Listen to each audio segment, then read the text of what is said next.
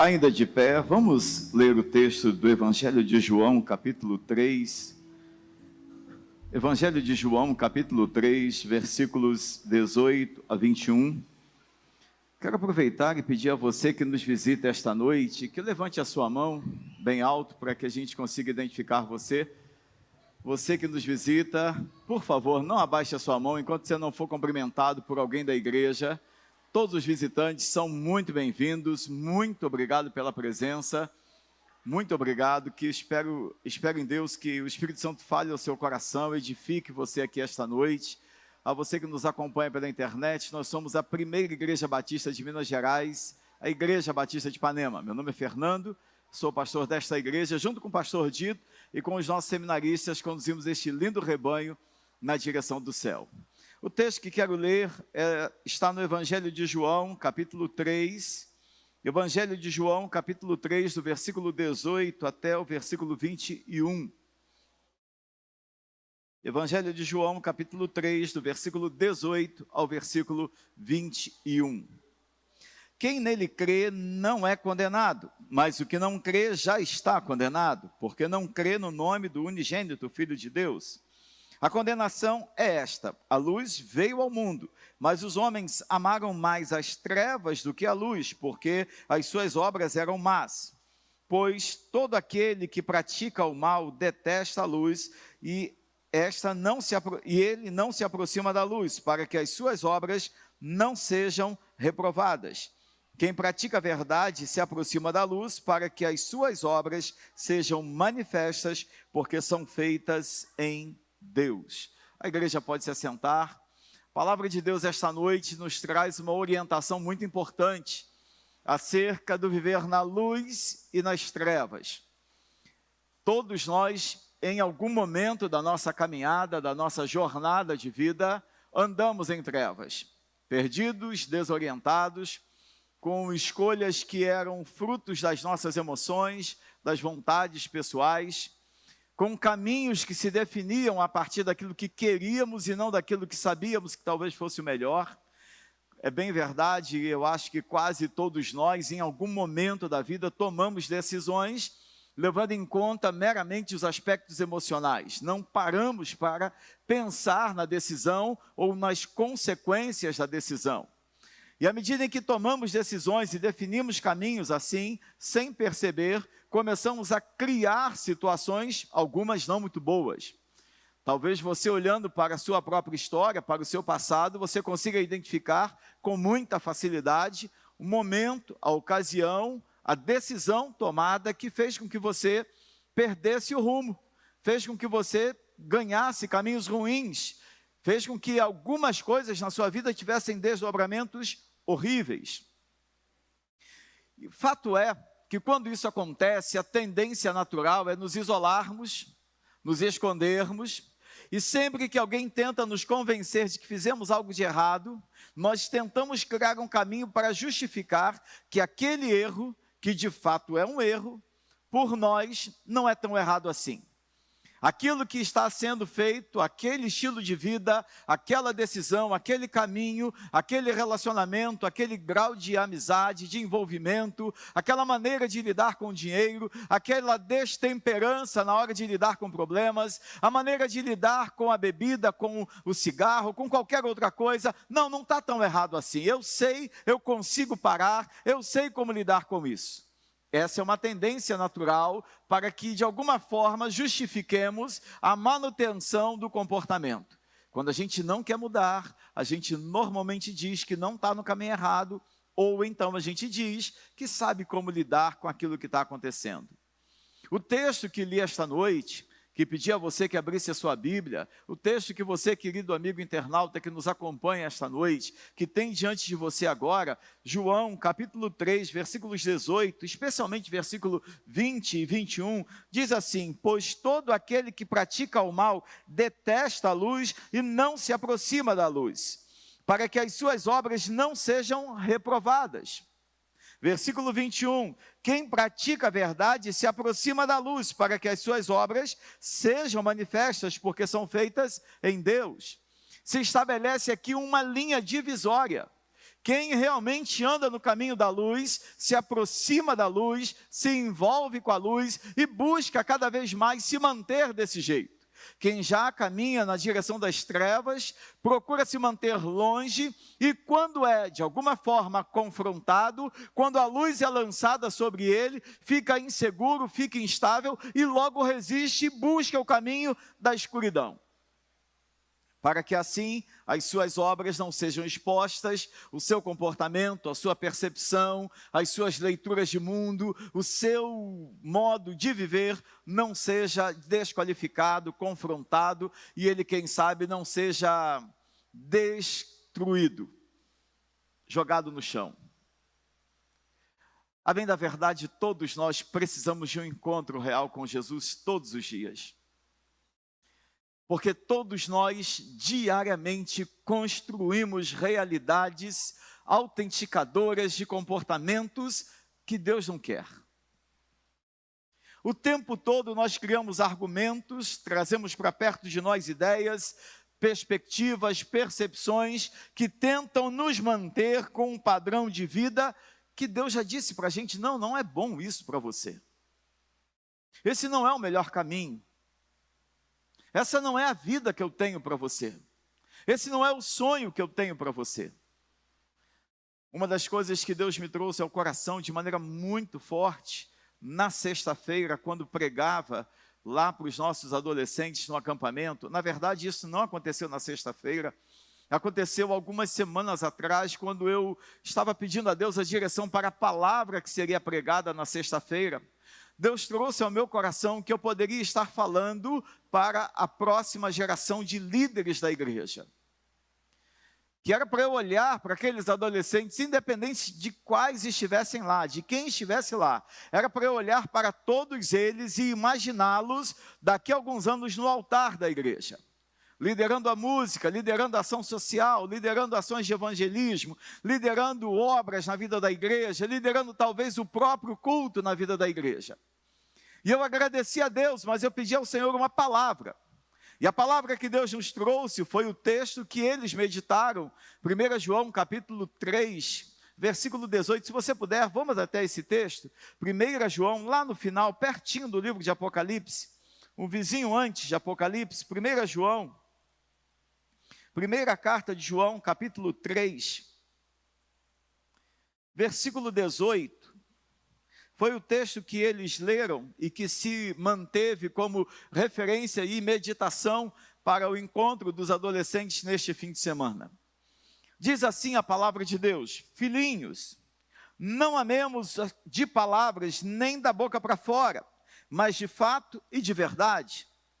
Nós trabalhamos a ideia do que ser amar ou do que seja amar de palavras. Amar a Deus de palavras, amar pessoas de palavras. O que é amar da boca para fora?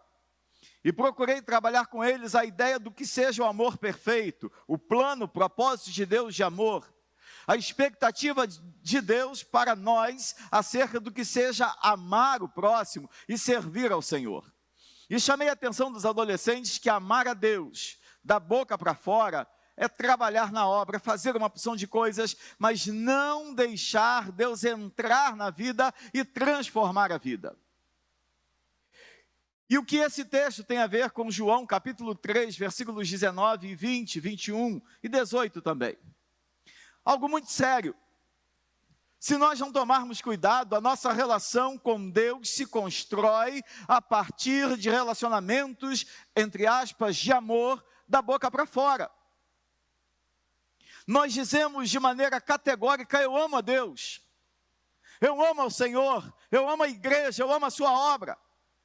Mas é um amor que me leva a ter posturas que sejam agradáveis a mim. Não é um amor que me confronta, não é um amor que me abre o coração e a alma, não é um amor que me fragiliza diante daquele que eu digo que amo. É um amor que toda vez que Deus tenta entrar no meu casamento, eu digo: não, aí não. É um amor que toda vez que Deus diz assim: é hora de se batizar, porque eu quero usar você na minha obra. Não é hora de eu me comprometer com a igreja. É um amor que toda vez que Deus me confronta e diz: olha, você precisa ser um pai melhor. Não, eu sei como educar meus filhos e eu estou fazendo a coisa certa. É um amor que diz para você, tem horas que você precisaria passar mais tempo na minha presença, orando, me buscando, porque eu tenho coisas a falar com você, do que passar tempo no celular. É um amor que diz para você assim, até quando? Você vai justificar o seu envolvimento com o seu trabalho, dizendo que é dali que vem o pão de cada dia, e esquecendo que sou eu que dou o pão de cada dia, sou eu que te dou saúde, sou eu que te dou força e condição de trabalhar, para que você possa então ter o pão de cada dia. Você justifica dizendo que o seu trabalho é a referência, porque fui eu que te dei. É um amor que às vezes nos leva a colocar acima de Deus a bênção de Deus. Muitos de nós, se não tomarmos cuidado, nos relacionamos com Deus a partir do que Ele nos deu.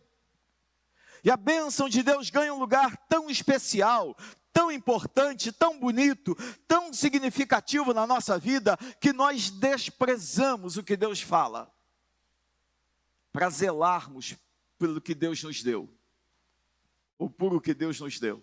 Consegue entender isso?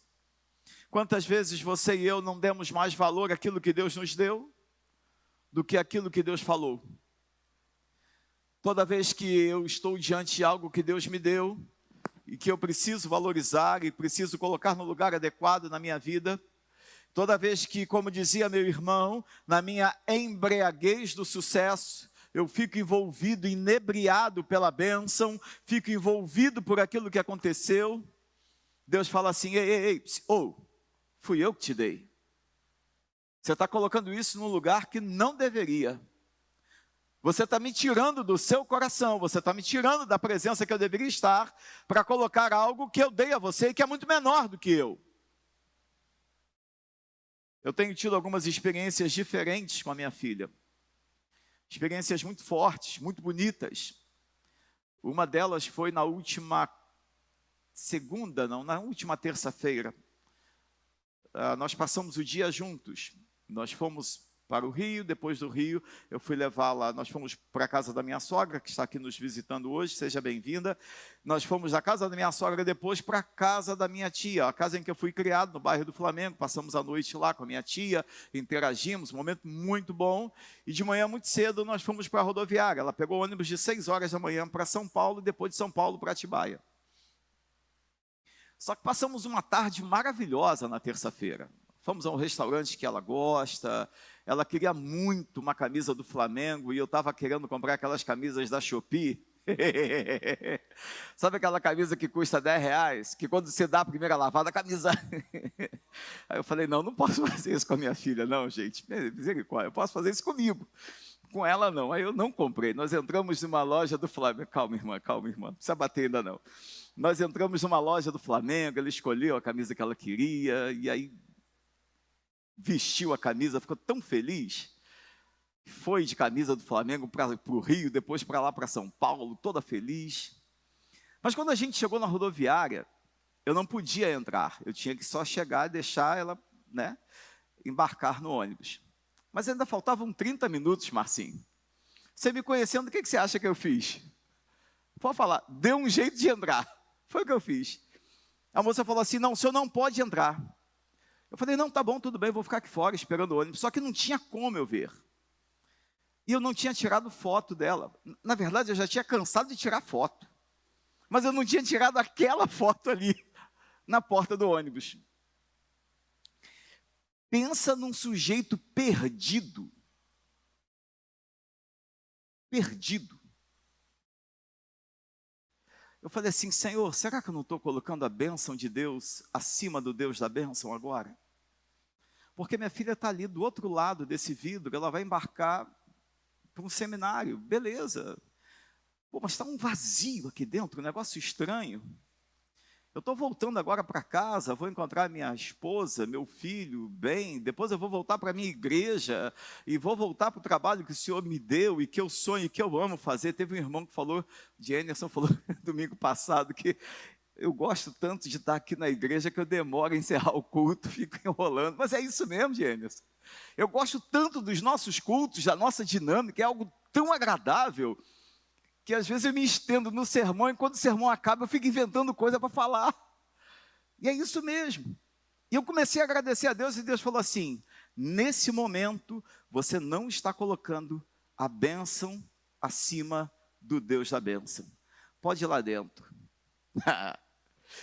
Ô dona, esqueci de fazer um negócio com a minha filha, eu preciso rapidinho lá. Moço, não pode entrar ninguém. Falei, não. Mas ela falou assim, parecia que Deus tinha mandado aquela mulher dizer assim: mas o senhor pode. Pode dar um aleluia. Glória a Deus. E uau, corri. Ela falou assim, mas é rapidinho, hein? Faltava ainda uns 20 minutos. E eu fui ajudar a colocar a bagagem no bagageiro. Eu só não entrei no ônibus porque o motorista não deixou. Isso não é colocar a bênção de Deus acima do Deus da bênção. Por que eu estou dizendo isso para você? Porque você precisa perguntar a Deus se você não está colocando a bênção de Deus acima do Deus da bênção.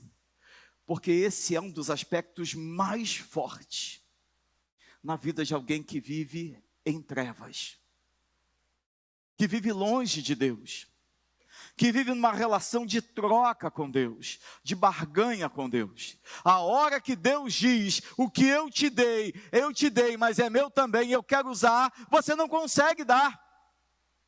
A hora que Deus diz assim, olha, para você me devolver o que eu te dei, para quem não vive debaixo da luz, para quem ama só de palavras, para quem não consegue amar a Deus da boca para dentro, só da boca para fora, não se conforma. Mede força com Deus, briga com Deus, desafia Deus. Isso quando não desrespeita Deus. Isso quando não diz assim, então se tiver que ser assim, Senhor, estou entregando meu cargo, não trabalho mais, não me envolvo mais, só me envolvo se for desse jeito. Deixa eu dizer para você uma coisa, amar a Deus da boca para fora, amar a Deus só de palavras, foi o que os nossos adolescentes ouviram, e eu quero dizer para você de maneira muito sucinta e muito direta. É ter uma vida em que você o tempo todo diz que ama a Deus pelo que você dá para Deus, pelo que você faz para Deus. Mas quando Deus diz assim, ei, agora sou eu que quero fazer, me obedeça. Quem ama a Deus só de palavras não consegue obedecer a Deus. Quem ama a Deus só da boca para fora não consegue obedecer pastor. Quem ama a Deus só da boca para fora não consegue obedecer esposa, não consegue obedecer marido, não consegue obedecer pai e mãe, não consegue obedecer direção nenhuma. Sabe por quê? Porque o amor que a pessoa diz que tem por Deus é um amor de conveniência. Voltemos ao texto do Evangelho de João, capítulo 3, versículo 18. Quem nele crê não é condenado. Quem nele crê não é condenado, mas o que não crê já está condenado, porque não crê no nome do unigênito Filho de Deus. É um texto autoexplicativo, não preciso aqui destrinchar o texto. Não creu, já está numa condição de separação, de afastamento de Deus. Creu, passou a viver crendo, obedecendo, debaixo da direção de Deus, é uma outra condição. E deixa eu lhe dizer uma coisa muito importante, guarde o que eu vou lhe dizer agora. Crer é obedecer. Crer não é frequentar a igreja. Crer não é levantar a mão em um dos cultos. Crer não é eventualmente se comprometer com uma área ou outra da igreja. Crer não é eventualmente ajudar um trabalho ou outro da igreja. Crer é escolher viver conforme a direção que a palavra de Deus tem para a sua vida. À medida em que eu leio a palavra, à medida em que eu medito na palavra, à medida em que eu compreendo a palavra, eu aplico a palavra. Conversava, se eu não me engano, sexta-feira com uma pessoa aqui da cidade, uma pessoa que é dona de um comércio, e achei muito interessante a postura que a pessoa teve, porque eu cheguei no lugar para comprar um objeto e a pessoa parece que é crente, e a pessoa estava cantando assim, deixa a vida me levar, vida leva eu. Ela me olhou e falou assim, a gente tem que levar a vida desse jeito, né, pastor? Eu falei, rapaz, eu prefiro levar a vida na base do entrega o teu caminho ao Senhor, confia nele e o mais ele fará. Mas tudo bem, eu respeito o pessoal que é de igreja como você e leva a vida na base do deixa a vida me levar. Não, pastor, eu não sei se eu fui muito objetivo, muito direto, muito incisivo na minha fala, mas a pessoa ficou tão desconcertada e ela tentou me levar para perto dela. Está rindo, irmã? Mas foi isso mesmo. Não, pastor, não foi bem isso que eu quis dizer, porque a vida é difícil, né, pastor? Tem horas que a gente tem que entregar mesmo e deixar a vida nos levar. A vida leva a gente, pastor. Falei, deixa eu te dizer um negócio. O moço que fez essa música, ele vive rodeado de pessoas que bebem muito, vive cercado em ambientes em que a mesa está cheia de bebida, cheia de droga, pessoas em atitudes de prostituição e todo tipo de coisa errada. Ele não tem nenhum compromisso com Deus e com a palavra de Deus. Então, amigo, eu não quero que você fique chateado comigo, porque eu sei que você é crente, ou não sei, né? Não sei, assim, com todo o respeito, mas eu prefiro levar a vida na base do entrega o teu caminho ao Senhor, confia nele e o mais ele fará, porque se deixa a vida me levar, é para quem já está nas trevas. Quem tem a vida colocada nas mãos de Deus, não deixa a vida levar desse jeito. Não deixa.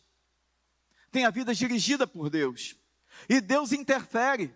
Deus muda planos, Deus muda a agenda, Deus muda percepções, Deus faz a gente olhar de maneira diferente. Quem quer ser levado pela vida, não quer se incomodar com nada. Não quer desconforto, não quer confronto. E aqui, você me desculpe, assim, eu estou falando essas coisas, já estou até pregando, né? Parece até que você não é crente. Desculpa, amigão, tchau, deixa eu ir embora. Não, pastor, é bom conversar com o pastor de vez em quando, porque a gente ouve umas coisas diferentes, né? Falei, nossa Deus, não posso voltar mais aqui. Deixa eu te falar uma coisa. O crente tem a sua vida guiada por Deus, no caminho da luz. O crente precisa se posicionar, sim. Há uma obra para ser feita. Há pessoas que precisam daquilo que você vai levar. Existem pessoas no seu convívio social, familiar, que precisam da obra de Deus na sua vida, para através da sua vida elas serem alcançadas. Olha o que diz o texto no versículo 19. A condenação é esta: a luz veio ao mundo, mas os homens amaram mais o quê? Amaram mais o quê? Me responda uma coisa. Por que tanta gente um dia já esteve na igreja e não consegue se firmar? Pelo amor que elas têm pelas trevas. Não é porque a igreja não é confortável, não é boa. Não é porque o pastor prega mal ou prega bem. Não é porque a igreja é muito grande ou muito pequena. Não é porque ela entrou na igreja e ninguém cumprimentou.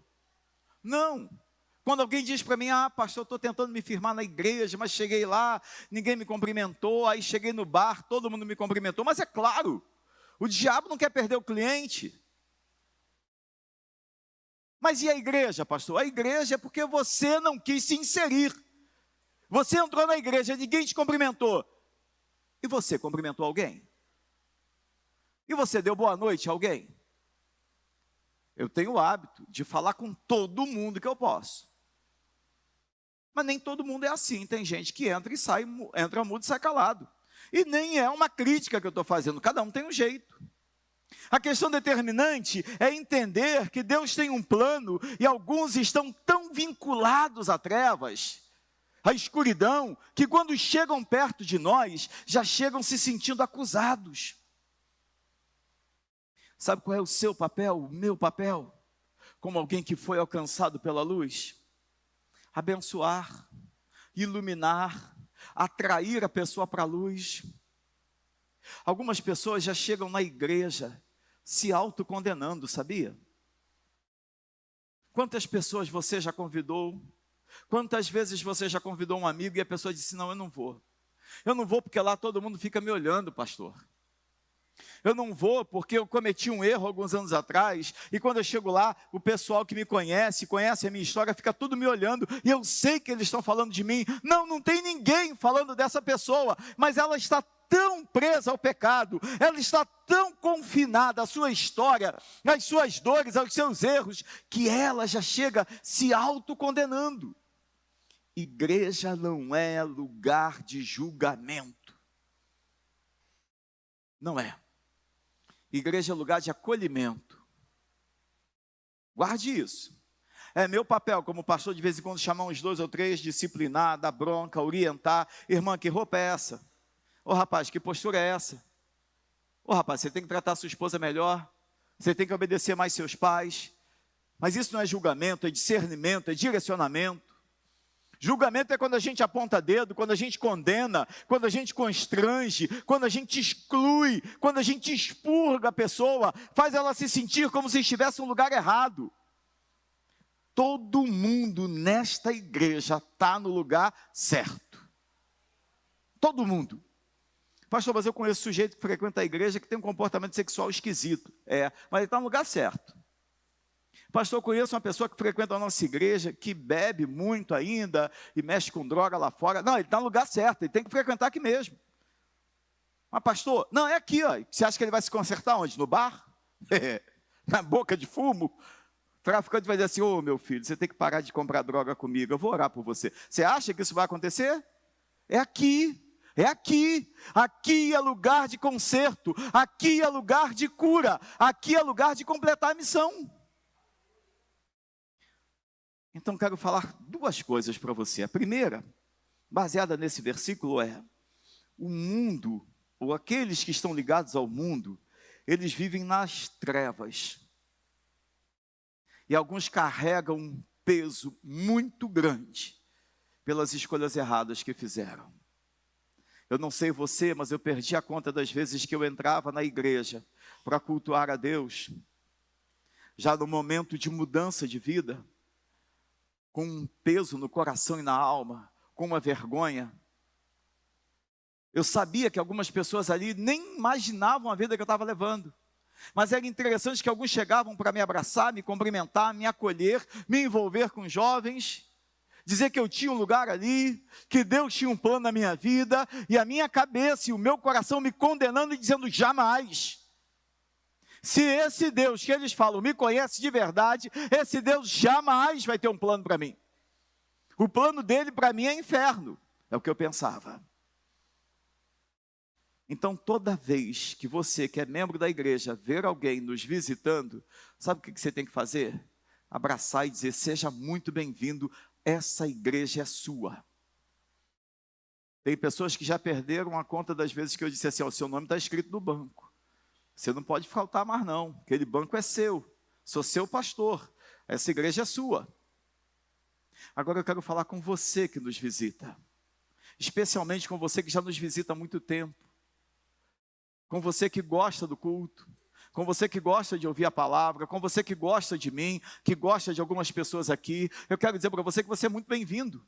A você que nos acompanha pela internet, mesmo você que é de outra igreja, você é muito bem-vindo aqui no nosso meio. Mas eu quero dizer para você que você precisa se posicionar.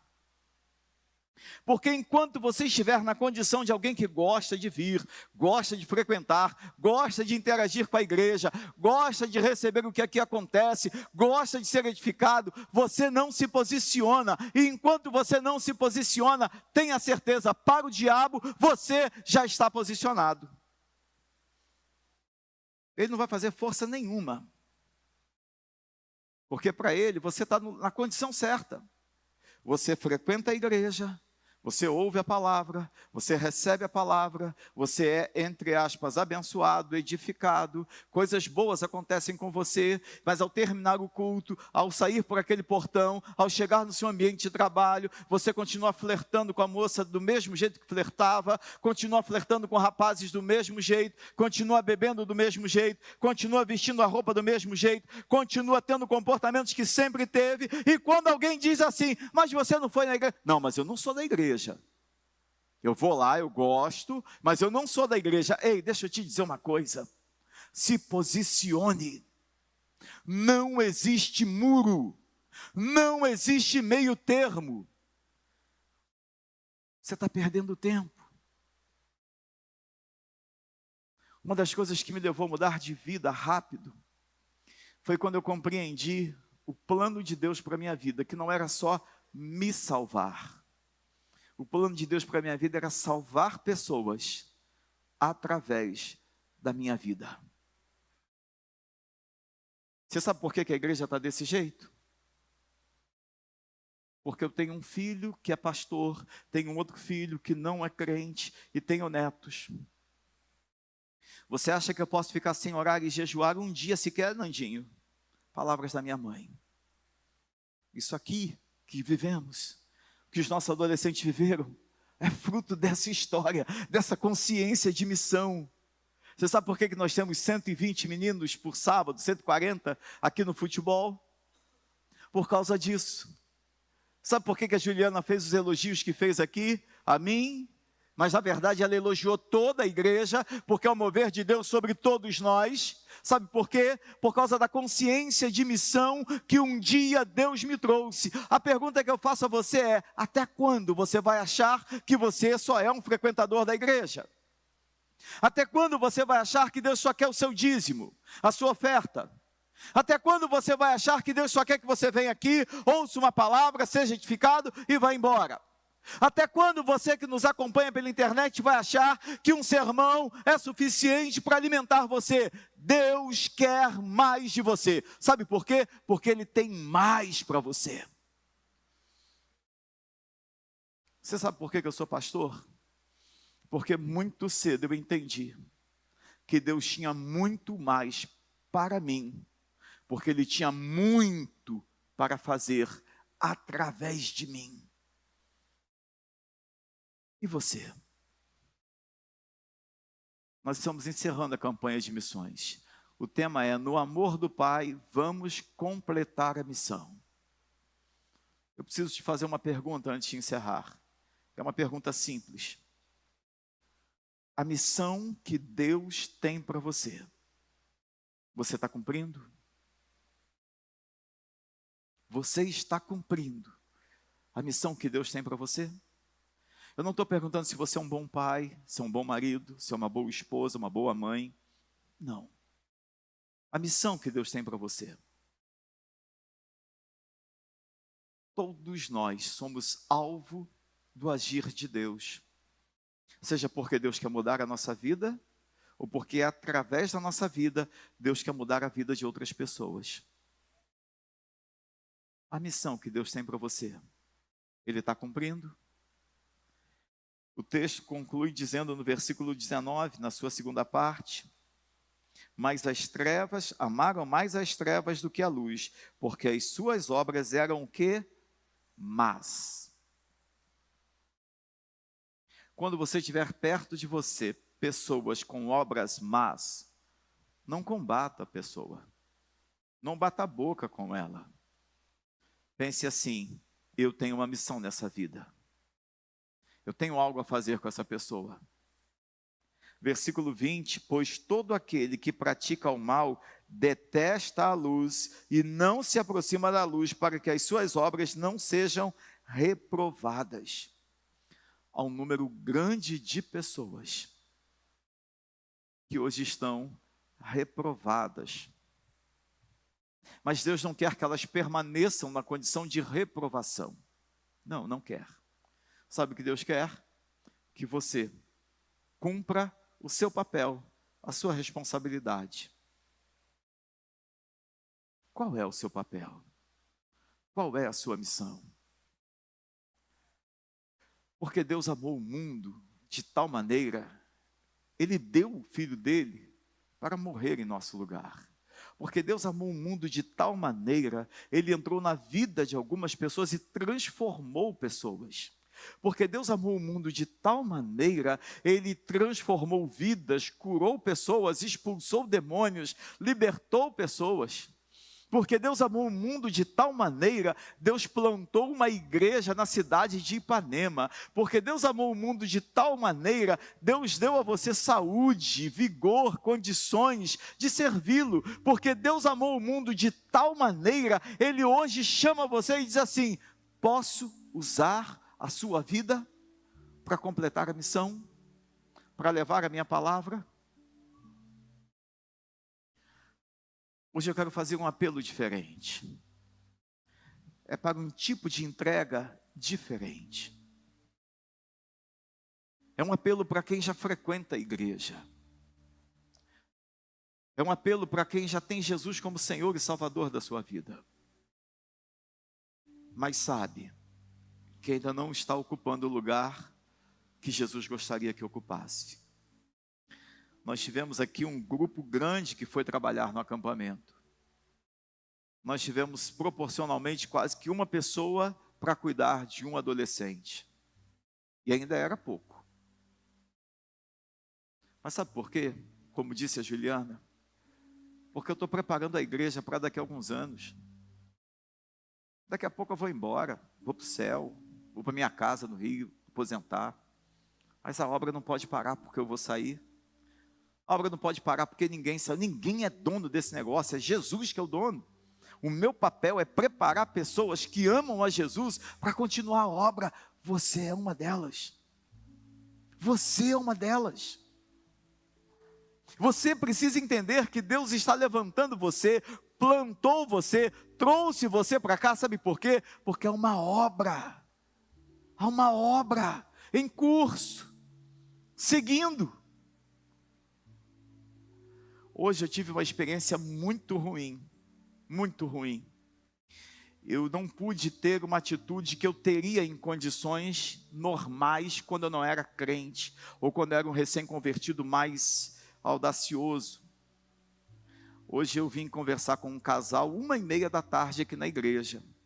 Eu estava no portão esperando o casal chegar, e de repente o casal está chegando, e um moço que eu de fato não lembro o rosto, de ter conhecido ele em outro ambiente, mas completamente embriagado, vinha dirigindo um carro vermelho. A vontade que me deu foi tirar uma foto da placa e mandar para a polícia, mas eu não sei que situação, eu não acho que eu me comportei certo, eu não acho que eu me comportei certo, não acho. O que eu acho que eu deveria ter feito era, quando ele parou o carro, ele me viu, ele parou o carro quase batendo aqui no meio fio.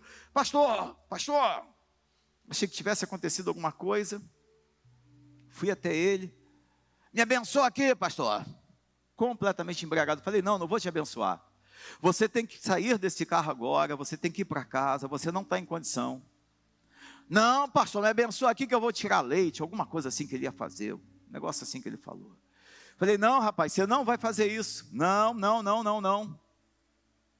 pastor, pastor, completamente tonto, como eu agiria algum tempo atrás? Eu entraria no carro, desligaria o carro, tomaria a chave dele, jogaria a chave no bueiro, ligaria para o 190, pediria para uma viatura levá-lo.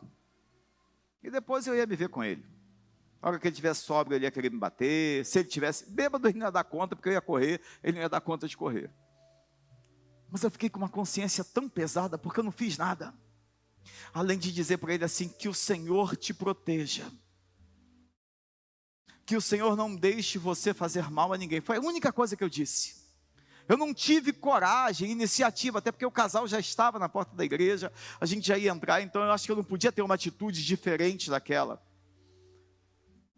Mas naquele momento meu coração ficou tão apertado, eu falei: se esse moço bater esse carro, machucar alguém,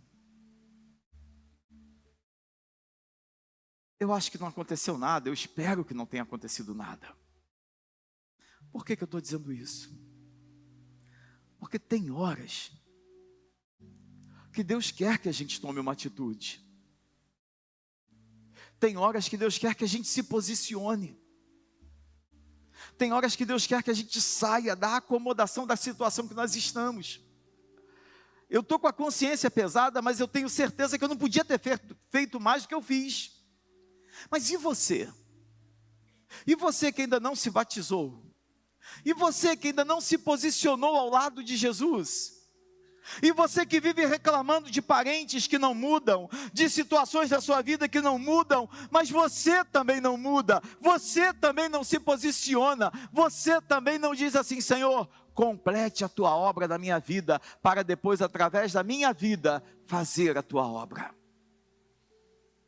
O convite esta noite é para isso, para que você deixe Deus completar a obra na sua vida, se posicione, se comprometa, para depois, através da sua vida, a obra ser feita. Por favor, feche seus olhos, abaixe a sua cabeça. Você que nos acompanha pela internet, se você também estiver se sentindo incomodado, se Deus falou com você, comece a orar nesse sentido. Comece a dizer: Senhor, eu quero ser usado. Eu quero ser usado na minha casa, eu quero ser usado no meu trabalho, eu quero ser usado. Diga isso para Deus agora. Diga isso para Deus. Você que está aqui, se você entendeu o que Deus falou com você, se você compreendeu a palavra de Deus, diga para Deus: Senhor, eu quero ser usado. Eu vou me colocar em tuas mãos para ser usado. Não me deixe continuar na condição que eu estou. Talvez você não esteja em pecado, entenda bem, não é uma palavra confrontadora desse sentido.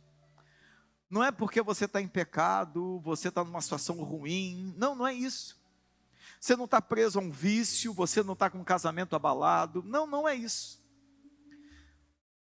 Você só está numa espécie de letargia, anestesia, está num estado anestésico, emocional e espiritual, e Deus quer usar a sua vida, Deus quer fazer uma obra, Deus quer, mas Ele só vai fazer depois que você disser assim: Senhor, vamos começar, pode fazer a tua obra. Se você quer sair dessa condição, Deus esta noite chama você e diz: eu quero completar a minha obra na sua vida, para depois fazer uma obra através da sua vida. Você entendeu o que Deus falou com você? Se você entendeu, se realmente você entendeu o que Deus falou com você, saia do seu lugar e se ajoelhe aqui à frente. Se ajoelhe dizendo: Senhor, faz em mim o que precisa ser feito, para depois fazer através de mim o que tem que ser feito. Deus está chamando você para isso esta noite. Repito, você talvez não esteja numa condição pecaminosa. Talvez você não esteja num momento difícil de pecado, de dor, de angústia. Mas é um momento em que você precisa se posicionar. Há mais alguém que esta noite diz: Senhor, está aqui a minha vida. Nós vamos orar. Ó Senhor, nós queremos te agradecer por todas estas pessoas aqui à frente. Quero te agradecer porque uma obra começa nestas vidas. E eu tenho certeza que a obra vai ser completa. E através destas vidas, o Senhor fará uma grande obra na vida de outras pessoas. Muito obrigado, porque um dia essa obra começou na minha vida. Um dia esta obra começou nesta igreja. E muitas pessoas foram alcançadas. Há 120 anos atrás, esta igreja foi alvo, este lugar foi alvo do amor do Senhor. Ah, Deus, obrigado. Obrigado, Senhor, porque hoje estamos aqui completando a tua obra, levando o teu evangelho, e muitos se entregam para continuar a obra, continuar levando o evangelho. Levanta nesta noite homens e mulheres cheios da tua presença, cheios do teu Espírito Santo, capazes, ó Deus, capacitados pelo Senhor para avançar.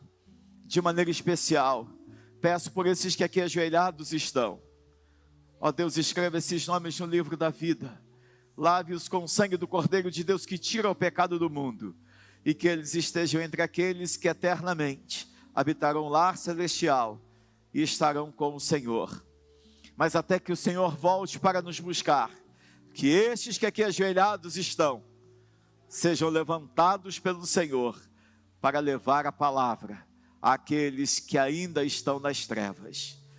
Derrame sobre estas vidas unção, poder e autoridade para pregar, ministrar e testemunhar da obra de Jesus. No nome de quem oramos. Glória a Deus. Aleluia. Amém. Que Deus os abençoe. Quero pedir a vocês que vieram à frente, no próximo domingo, em nome de Jesus, estejam na classe da Escola Bíblica Dominical. Me procurem uma dessas pessoas que cumprimentaram vocês agora. Elas estão prontas a caminhar com vocês. Glória a Deus pela vida de todos vocês que vieram à frente. Quero pedir toda a igreja que fique de pé. A você que nos acompanhou pela internet, muito obrigado. Estamos caminhando para o final do nosso culto. Nós vamos orar. Agradeço a cada visitante, a cada amigo que nos visitou, muito obrigado. Espero que você tenha sido poderosamente edificado. Quarta-feira teremos assembleia, mas é um culto com a dinâmica que chamamos administrativa, prestação de contas, relatórios. Mas teremos também um momento de adoração e um momento da palavra. Nossos cultos também administrativos também são cultos de louvor e de adoração ao Senhor, cultos inspirativos. Então venha, convide um amigo para estar aqui. A você que nos acompanhou mais uma vez, muito obrigado. Feche seus olhos e vamos orar mais uma vez. Senhor, obrigado pela tua obra, pelo mover e pelo agir do teu Espírito Santo. Colocamos diante do Senhor a nossa gratidão pelo derramar do teu Espírito esta noite, pelo mover do Senhor. Apresentamos diante do Senhor o encontro de casais a partir da próxima sexta-feira. Abençoe todos os casais. Ó Deus, eu sei que o Senhor tem coisas grandes, maravilhosas, abençoadoras, preparadas para o teu povo ali no Alto Caparaó. Que ao voltarmos, voltemos cheios do Espírito Santo para abençoar a igreja. Abençoe o mês da família que começaremos no próximo domingo. Abençoe todos os trabalhos da tua igreja. Abençoe, Senhor, as reuniões de amanhã, de terça e quarta-feira. Que seja uma semana produtiva na tua obra, na tua casa. Peço também, Senhor, uma bênção especial pela irmã Maria, que operou de catarata, que está na sua casa. Cuide dela, Pai. Levante pessoas para ir até a casa dela, para abençoá-la, para servi-la, para sustentá-la, para ampará-la nesse momento. Peço pela vida do Riquel, meu Deus, que precisa do teu sustento, do teu amparo. Sua mãe descansou e ele precisa, ó Deus, ser sustentado pelo Senhor. Nós oramos pedindo que o Senhor assim o sustente, Pai. Dê-nos uma semana maravilhosa em tua presença. Nos acompanhe e nos guarde. Nos livre de todo o mal. Que o amor de Deus, o nosso Pai, que a graça de Jesus Cristo, Filho, que a comunhão, consolação e paz do Espírito Santo sejam sobre todos nós, hoje e para todo sempre. Amém.